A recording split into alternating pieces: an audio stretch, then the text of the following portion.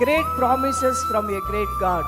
గొప్ప దేవుని యొద్ద నుంచి వచ్చే గొప్ప వాగ్దానములు లేదా గొప్ప ఆశీర్వాదములు.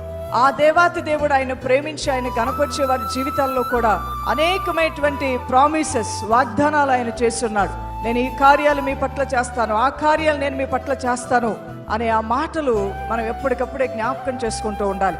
చాలాసార్లు దేవుని యొక్క ఆశీర్వాదంతో కూడిన వాగ్దానపు వచనాలు మనం మర్చిపోతూ ఉంటాం.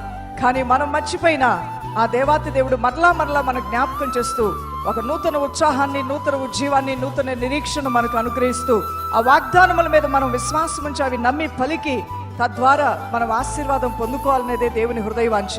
సంఖ్యాకాండం 23వ అధ్యాయము 19వ వచనంలో, దేవుడు అబద్ధమాడుటకు ఆయన మానవుడు కాదు, ఆయన చెప్పి చెయ్యకుండునా, మాట ఇచ్చి నెరవేర్చకుండునా. మనం నమ్మినటువంటి దేవుడు ఆయన నరుడు కాదు అబద్ధమాడుటకు. ఆయన వాగ్దానాలు ఇచ్చి నెరవేర్చే దేవుడు. సంతులేని ఇళ్ళను సంతానము కలిగిన పిల్లల తల్లిగా చేస్తానంటే అది చేసి తీరుతాడు ఆయన. దీన దరిద్రులు పెంట కుప్పలు మేయించి లేవనెత్తువాడంటే అది చేసి తీరుతాడు ఆయన.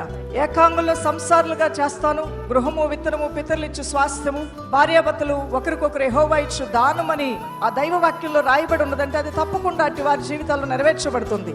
యెహోవా ఆశీర్వాదము ఐశ్వర్యాన్ని ఇస్తుందనే మాట బైబిల్ గ్రంథంలో ఉన్నది అంటే తప్పకుండా దైవ దీవెన వలన నువ్వు అన్నిటినీ సంపాదించుకునే యోగ్యమైన స్థితిలోనికి, ఆ సామర్థ్యమును నువ్వు పొందుకోవడానికి దేవాతి దేవుడు నీ కృప అనుగ్రహించి తీరుతాడు. ముదిమ వచ్చే వరకు, తల వెంట్రుకలు నెరిగే వరకు నేను ఎత్తుకొంచు నడిపించేవాడిని నేనే అనే మాట పరిశుద్ధమైన బైబిల్ గ్రంథంలో ఉన్నదంటే అది తప్పకుండా నీ పట్ల నెరవేర్చబడుతుంది. ఆ దేవుని యొక్క మాటల్లో ఉన్నటువంటి గొప్పతనాన్ని నువ్వు నెమరు వేసుకుంటూ జ్ఞాపకం చేసుకుంటూ ముందుకు వెళ్ళినట్లయితే మునుపెన్నడూ జరిగినటువంటి మహత్కార్యములు, అద్భుత కార్యాలు నీ జీవితంలో కూడా నువ్వు చూడగలుగుతావు.